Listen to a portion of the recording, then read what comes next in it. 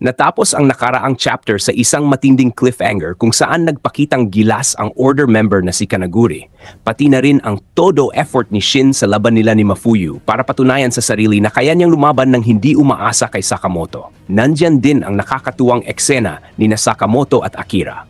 At ngayon, balikan na natin ang mga kaganapan sa panibagong kabanata ng Sakamoto Days. Ito ang chapter 60 at 61. Nagsimula ang kabanata kay Kanaguri na nagsasabing, buti na lang at nag-volunteer akong maging test administrator. Mukhang makakakuha ako ng magagandang footage. Kasunod nito, ipinakita sina Shin, Mafuyu, Sakamoto, at Akira. Makikita na patuloy pa rin ang labanan sa pagitan ng mga aplikante at mga test administrators. Biglang nag-anunsyo ang piloto. Attention sa lahat ng kumukuha ng exam sa 360 na kalahok, 297 na ang hindi na makakapagpatuloy, habang 63 na lang ang natitira. Tinatayang 30 minuto na lang bago marating ang destinasyon. Enjoy the flight. Pinakitita ang mga piloto na nag-usap. Tanong ng isa, anong masasabi mo sa test ngayong taon? Sagot ng isa, masasabi ko, kalunos-lunos. Ngayon lang nangyari na mahigit kalahati ng mga test administrators ang natalo. Sumabat ang isa. Siyempre, hindi naman natin problema yan bilang mga piloto. Samantala, sa kabilang eksena, makulit pa rin si Mafuyu kay Shin. Sabi ni Shin, wag mo nga akong sundan. Tanong naman ni Mafuyu, bakit ka nga pala kumuha ng transfer test? Galit na sagot ni Shin, wala ka ng pakialam. Hindi nila alam na may nagre-record ng kilos nila. Sabi niya, mga bata pa, mga rookie kung titignan, bakit kaya nila piniling tahakin ang daan ng isang assassin sa murang edad? Ganda! Sige, i-zoom in natin. Napalingon sina Shin at Mafuyu habang patuloy sa pagsasalita ang nagre-record. Maganda. Dahan-dahan lang sa camera dolly. Huwag mo masyadong galawin. Ipinakita na si Kanaguri pala ang nagre-record habang nakasakay sa isang dolly cart na tinutulak ng isang lalaki na bugbog na ang mukha. Sabi ni Kanaguri. And cut! Galing ng expression. Sumunod niyang sinabi, magaling. Sabay abot ng isang bala sa lalaking nagtutulak ng cart. Nang makita ito ni Shin at Mafuyu ang balay na pasabi na lang itong test admin. Pero may napansin si Shin, sandali? Siya ba talaga yun? Si Kanaguri, ang movie director? Sabi naman ni Mafuyu, anong sinabi mo? Sabi ni Kanaguri, kilala mo pala ako bata? Tanong ni Mafuyu, sino ba yan? Sagot ni Shin, hindi mo siya kilala? Isa siyang director, screenwriter, cameraman, producer at tagapagtatag ng murder films. Sikat siya sa buong mundo dahil sa kakaibang cinematography at realistic na pagpapakita ng mundo ng mga assassin. Siya ang kinikilalang pioneer ng assassin films. Nandidiri naman si Mafuyu at nagsabing, tigilan mo na! Tumatalsik yung laway mo sa akin. Nakakadiri. Tapos tinanong niya, so, anong ginagawa ng isang sikat na director dito? Sagot ni Kanaguri, ano pa nga ba? Nagsushoot ng pelikula. May business din kasi ako sa transfer test na to. Sabat naman ni Mafuyu. Wala akong binigay na pahintulot para i-film mo ako. Nasinagot naman ni Kanaguri, huwag mong pansinin ang camera. Gusto ko lang makuha ang natural mong sarili. Pasigaw namang sinabi ni Mafuyu, naririnig mo ba ako? Sagot naman ni Kanaguri, anong problema? Binibigyan kita ng oportunidad na mapasama sa pelikula ko. Naasar na si Mafuyu at sinabi kay Shin, halika na. Huwag na nating pansinin tong walang kwentang movie na yan. Tumaas ang kilay ni Kanaguri at nagtanong, anong sabi mo? Sagot ni Mafuyu, ang haba ng movies, ang ingay pa. Di mo pa ma-fast forward. Mas okay pa manood sa YouTube. Kung gusto mo lang malaman ang kwento ng isang pelikula, pwede mo naman i-Google, sabi ni Shin. Tumigil ka Mafuyu. Pero sumabat si Kanaguri, hintay. Papatayin ko ang sinumang mang-insulto sa pelikula ko. Dito, napansin ni Shin at Mafuyu ang pagbabago sa aura ni Kanaguri. Bigla itong umatake ng mabilis. Sinabi ni Shin kay Mafuyu, diyan ka lang sa likod ko. At ginamit niya ang kanyang ability na makita ang hinaharap. At dito napasabi si Shin sa kanyang isipan. Ang bilis niya, pero kung mababasa ko naman ang galaw niya. Ngunit bago niya pa man matapos ang iniisip, nagulat ito. Nang nagtama ang kanilang mga mata, naguluhan si Shin. Paano? Nababasa ko yung mga predetermined na galaw, pero bakit? Paano yun nangyari? Ipinakita na nasa likod na nila si Kanaguri. Paanong nabago niya ang future? Nang biglang may dumaan na bala sa gitna nila na dumiretso kay Kanaguri. Na-block naman gamit ang clapperboard nito. Mr. Sakamoto! Sigaw ni Shin. Ipinakita si Sakamoto kasama si Akira habang hawak niya ang dulo ng rifle ni Akira. Sabi ni Akira, Mr. Taro, pakiusap, huwag niyo pong biglayin ang paggalaw sa barrel ng rifle ko. Baka may matamaan ako. Humingi naman ng paumahin si Sakamoto. Na makita ni Kanaguri si Akira, napasabi na lang ito, ang ganda, ang ganong smooth na silhouette, yung contrast niya sa chaos sa paligid, at ang cuteness factor, nakita din kita, my ideal protagonist. Nasabi naman ni Akira, baliw ba yan? Sabay declare ni Kanaguri, nakapag-decide na ako, ikaw ang magiging star ko. na sa isang saglit ay nasa likod na agad ni Akira si Kanaguri. Nagulat si Akira, Shin at Sakamoto. Anong nangyari? Tanong ni Akira. Biglang umatake si Sakamoto gamit ang ballpen niya. Pero sobrang bilis ni Kanaguri na para itong nag-teleport. Bigla na lang itong napunta sa unahan at dala na niya ngayon si Akira. Sabi ni Kanaguri na ang pelikula nga daw ay agaw sandali, kaya kailangan niya ng isang pangmalakasang intro, yung powerful at unforgettable. Nagulat si Shin nang biglang maglabas ng baril si Kanaguri.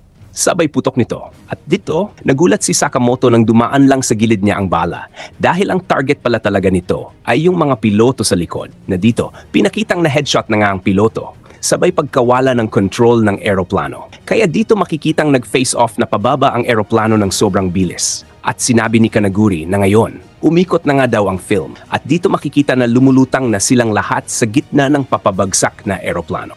At dito humingi ng tawad si Akira nang nahawakan niya ang pisngi ni Sakamoto. Na sa kabila naman ay nag-sorry rin si Mafuyu nang maapakan niya ang mukha ni Shin. Nadismaya si Kanaguri at sabing, hindi ito ang in-expect ko.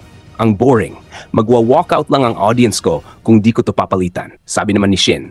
So, ano na ngayon? Nang makitang may biglang malakas na energy ang China charge ngayon nitong camera ni Kanaguri. At dito niya sinabi, ready, action!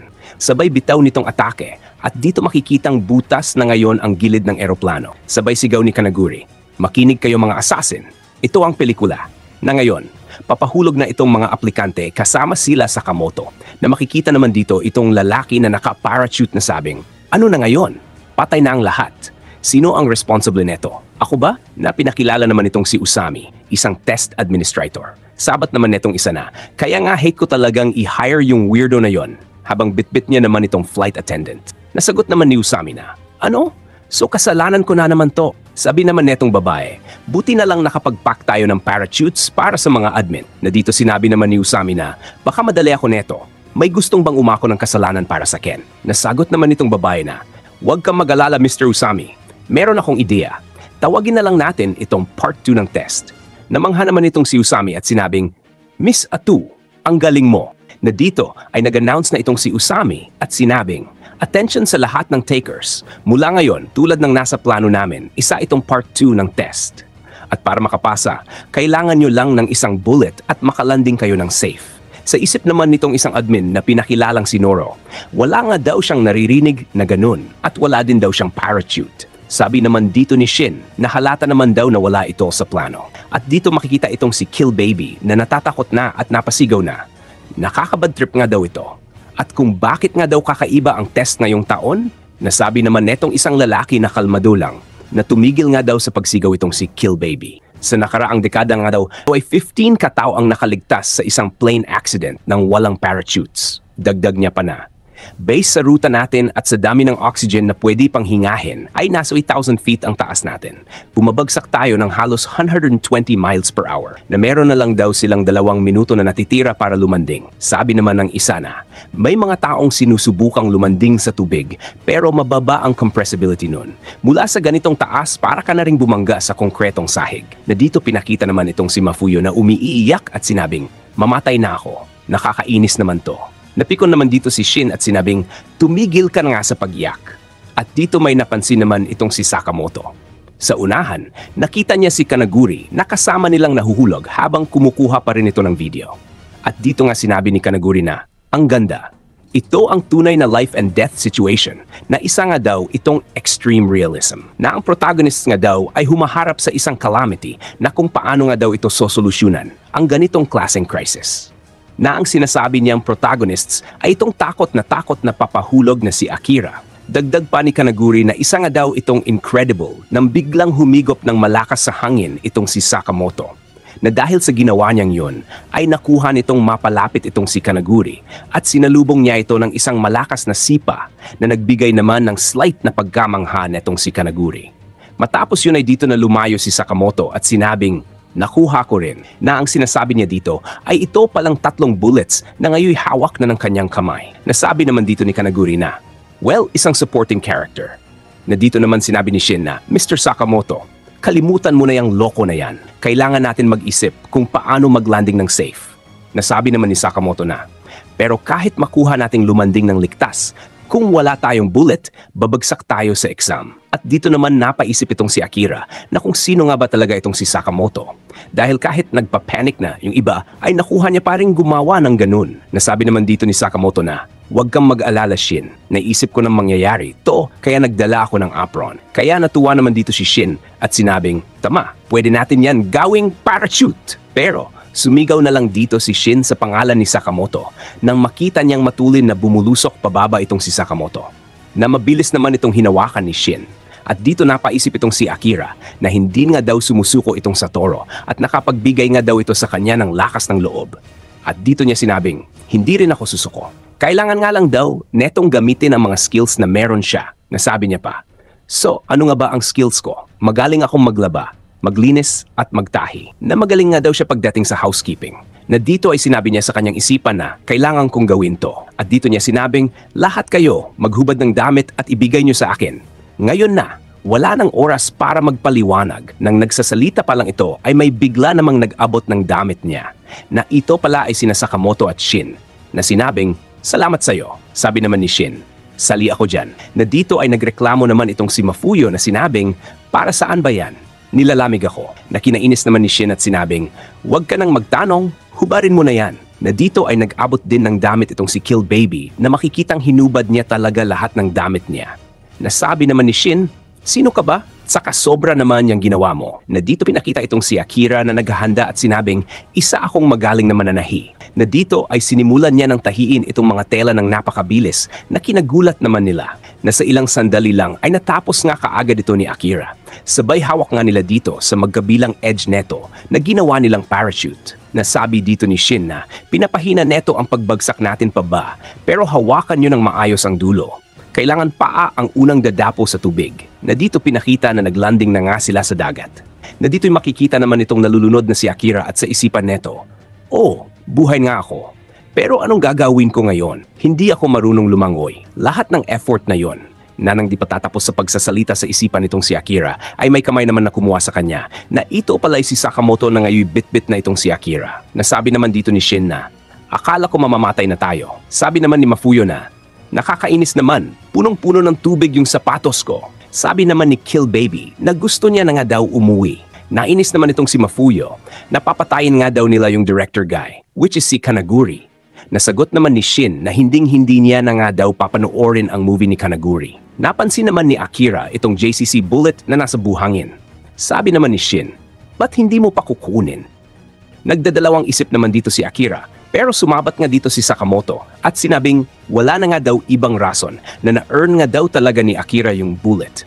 Nasabi naman dito ni Akira na, "Tama." Sabi naman ng isa, "Nakapasa din ako sa part 2 ng test." Sabi naman ng isa, "Meron din akong nakuha." Habang sabi naman dito ng isa na, "Wala akong nakuhang bullet pero masaya na din ako na buhay ako." At dito nga, tiningnan ni Sakamoto itong gawa ni Akira at napaisip na itong mga tahi na to ang galing ng pagkakagawa. Ganito karami sa ganitong sitwasyon at bilis. Grabe! Ano nga bang meron sa babaeng to na nagbigay naman ito ng embarrassment kay Akira? Na ngayon dito muna natin tatapusin itong chapter at sabay-sabay nating abangan ang mga susunod na kaganapan. Kung sino ba talaga itong si Akira at kung ano na ang mangyayari sa transfer test ngayong umeksena itong weirdong si Kanaguri. Malalaman natin yan sa susunod na kabanata. At kung nagustuhan mo naman ang ganitong topics, ay huwag mong kalimutang mag-subscribe at i-hit ang bell icon para updated ka sa mga future review natin. Maraming salamat!